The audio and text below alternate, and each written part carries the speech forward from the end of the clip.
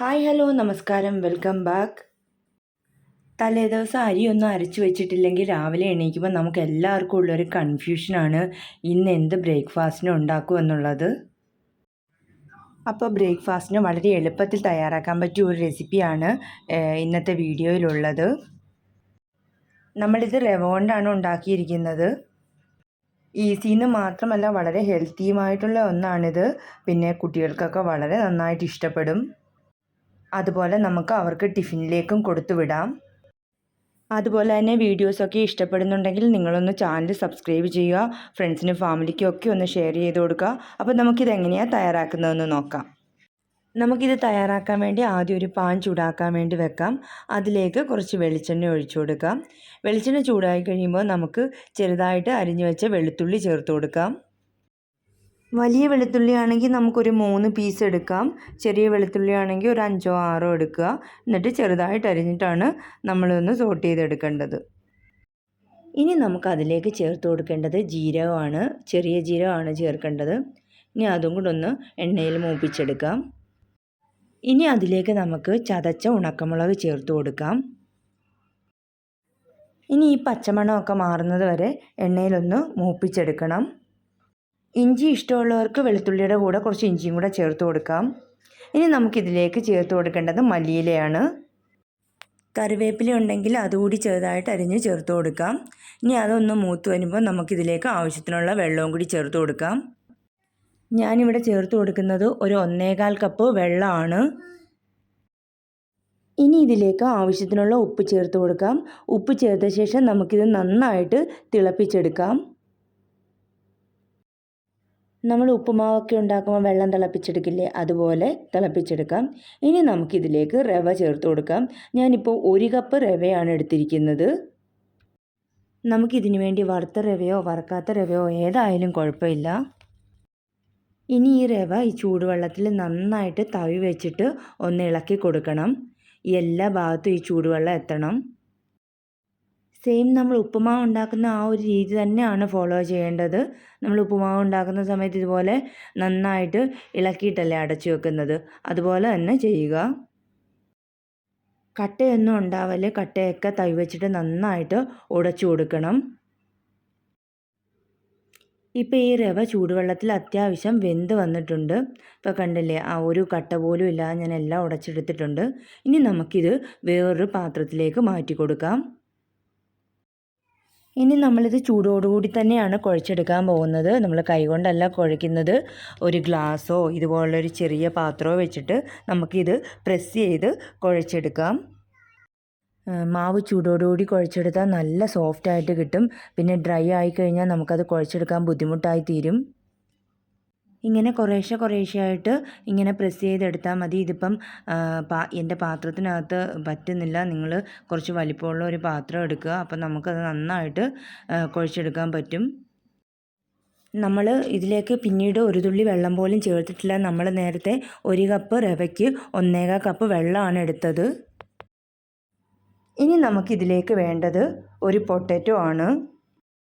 ഒരു medium size അളവിലുള്ള ഉരുളക്കിഴങ്ങ് പുഴുങ്ങിയെടുത്തതാണ്. ഇതിൻ്റെ തൊലിയൊക്കെ കളഞ്ഞ് ഇത് നന്നായിട്ടൊന്ന് ഉടച്ചെടുക്കാം. വലിയ പൊട്ടറ്റോ ആണെങ്കിൽ ഒരു ഹാഫ് മതിയാകും. ഇനി നമുക്ക് ഇതിലേക്ക് നേരത്തെ എടുത്തു വെച്ചിരുന്ന റവ ചേർത്ത് കൊടുക്കാം. ഇനി ഇത് രണ്ടും കൂടെ ചേർത്ത് നമുക്ക് നന്നായിട്ട് കൈകൊണ്ട് തന്നെ കുഴച്ചെടുക്കണം. മാവ് കുറച്ചുകൂടി സ്മൂത്ത് ആവുന്നത് വരെ കുഴച്ചെടുക്കണം. നമ്മൾ ചപ്പാത്തിക്കൊക്കെ കുഴയ്ക്കുന്നത് പോലെ തന്നെ കുഴച്ചെടുക്കാം. ഉപ്പ് കുറവാണോ എന്ന് നോക്കിയിട്ട് നമുക്ക് വേണമെങ്കിൽ ചേർത്ത് കൊടുക്കാവുന്നതാണ്. ഇനി നമുക്ക് നന്നായിട്ട് കൈകൊണ്ട് ഇതുപോലെ തന്നെ കുഴച്ചെടുക്കണം. ഈ മാവൊന്നും നമ്മുടെ കയ്യിൽ ഒട്ടിപ്പിടിക്കുമെന്ന് പേടിക്കുകയേ വേണ്ട. നമ്മളിത് ചപ്പാത്തി പലയെ വെച്ചിട്ടല്ല പരത്തിയെടുക്കുന്നത്. ഞാനിത് പരത്തിയെടുക്കാൻ വേണ്ടി ഒരു കവറാണ് എടുത്തേക്കുന്നത്. ഇപ്പോൾ എനിക്ക് ഓട്സ് വാങ്ങിച്ച ഒരു കവറുണ്ടായിരുന്നു. ഞാനതിൻ്റെ 2 സൈഡും കട്ട് ചെയ്തിട്ടാണ് എടുക്കുന്നത്. ഇത് നമുക്ക് ചപ്പാത്തി പോലെ പരത്തിയെടുക്കാൻ പറ്റില്ല. അതുകൊണ്ടാണ് കവറിൽ വെച്ചിട്ട് തന്നെ പരത്തിയെടുക്കണമെന്ന് പറയുന്നത്. കവറിൻ്റെ ഈ ഒരു സൈഡും കൂടി നമുക്ക് കട്ട് ചെയ്തെടുക്കാം. നമ്മുടെയൊക്കെ വീട്ടിൽ കവറിനൊന്നും ഒരു ബുദ്ധിമുട്ടുണ്ടാവില്ല. അപ്പോൾ ഏത് കവറായാലും കുഴപ്പമില്ല. നമുക്ക് ആ കവർ ഇതുപോലെ ഒന്ന് കട്ട് ചെയ്തെടുത്താൽ മതി. ഇനി നമുക്ക് ഈ കവറിലേക്ക് കുറച്ച് ഓയിൽ ഒഴിച്ചു കൊടുക്കാം. ഈ ഓയിൽ കവറിൻ്റെ എല്ലാ ഭാഗത്തും ഒന്ന് സ്പ്രെഡ് ചെയ്ത ശേഷം നമുക്ക് പരത്തിയെടുക്കാം. ഇനി നമുക്ക് ഈ മാവൊന്ന് ഉരുളയാക്കി എടുക്കണം. എന്നിട്ട് നമുക്കിത് പരത്തിയെടുക്കാം. അത്യാവശ്യം വലിപ്പത്തിൽ തന്നെ മാവ് എടുക്കുക. നമ്മളിത് കുറച്ച് കട്ടിയായിട്ടാണ് പരത്തിയെടുക്കുന്നത്. ഇനി നമുക്കിത് കവറിന് മുകളിലേക്ക് വെച്ച് കൊടുക്കാം. അതിനുശേഷം മറ്റേ സൈഡൊന്ന് അടച്ചു വെക്കുക. എന്നിട്ട് നമ്മൾ ചെയ്യുന്നത് ഒരു പാത്രം കൊണ്ട് പ്രസ് ചെയ്ത് കൊടുക്കുകയാണ്. ഇതുപോലെ നന്നായിട്ടൊന്ന് പ്രസ് ചെയ്ത് കൊടുത്താൽ നമുക്ക് നന്നായിട്ട് തന്നെ ഇത് പരന്ന് കിട്ടും. ഇനി നമ്മളൊരു പാത്രം വെച്ചിട്ട് ഇതൊന്ന് ഷേപ്പിൽ കട്ട് ചെയ്തെടുക്കുകയാണ് ചെയ്യുന്നത്. ഞാനിപ്പോൾ ഒരു ചെറിയ റൗണ്ട് ഷേപ്പാണ് എടുത്തേക്കുന്നത്. നിങ്ങൾക്ക് എത്ര വലിപ്പം വേണോ അതിനനുസരിച്ചിട്ട് കട്ട് ചെയ്തെടുക്കുക. നമ്മൾ ചപ്പാത്തി പലയെ വെച്ച് പരത്തിയെടുക്കുന്നതിനേക്കാൾ ഈസിയാണ് ഇങ്ങനെ ചെയ്താൽ. അത് ചപ്പാത്തി ഉണ്ടാക്കുമ്പോഴായാലും ഇങ്ങനെ ചെയ്ത് കൊടുത്താൽ നമുക്ക് വളരെ എളുപ്പത്തിൽ തന്നെ ചെയ്തെടുക്കാൻ പറ്റും. പിന്നെ നമുക്ക് പരത്തുന്ന ഒരു ബുദ്ധിമുട്ടായിട്ട് തോന്നുകയില്ല. ബാക്കിയുള്ള മാവെല്ലാം നമുക്ക് ഇതുപോലെ തന്നെ ചെയ്തെടുക്കാം. ഞാൻ നേരത്തെ പറഞ്ഞില്ലേ, അത്യാവശ്യം കട്ടിയിൽ തന്നെയാണ് ഇത് ചെയ്തെടുക്കുന്നത്, അല്ലെങ്കിൽ ഇത് പൊട്ടിപ്പോവാൻ ചാൻസ് ഉണ്ട്. ഇപ്പം കണ്ടില്ലേ, മാവെല്ലാം ഞാൻ പരത്തിയെടുത്തു. ഇനി നമുക്കിത് ചുട്ടെടുക്കാം. അതിനുവേണ്ടി ചൂടായ പാനിലേക്ക് കുറച്ച് നെയ്യ് ചേർത്ത് കൊടുക്കാം. നെയ്യോ ഓയിലോ എന്തായാലും കുഴപ്പമില്ല, അത് നിങ്ങളുടെ ഇഷ്ടത്തിനനുസരിച്ചിട്ട് ചേർക്കാം. ഇനി ഈ എണ്ണയൊന്ന് ചൂടായി കഴിയുമ്പോൾ നമുക്കതിലേക്ക് ഇട്ട് ഒന്ന് രണ്ട് സൈഡ് നന്നായിട്ടൊന്ന് മൊരിയിച്ചെടുക്കാം. ഇത് ഒരു സൈഡ് നന്നായിട്ട് മൊരിഞ്ഞതിന് ശേഷം മാത്രമേ തിരിച്ചിടാൻ പാടുള്ളൂ, അല്ലെങ്കിൽ ഇത് പൊട്ടിപ്പോകാൻ ചാൻസ് ഉണ്ട്. ഒരു സൈഡ് ബ്രൗൺ കളർ ആയ ശേഷം നമുക്ക് തിരിച്ചിട്ട് കൊടുത്ത് അടുത്ത സൈഡും കൂടി അങ്ങനെ മൂപ്പിച്ചെടുക്കാം.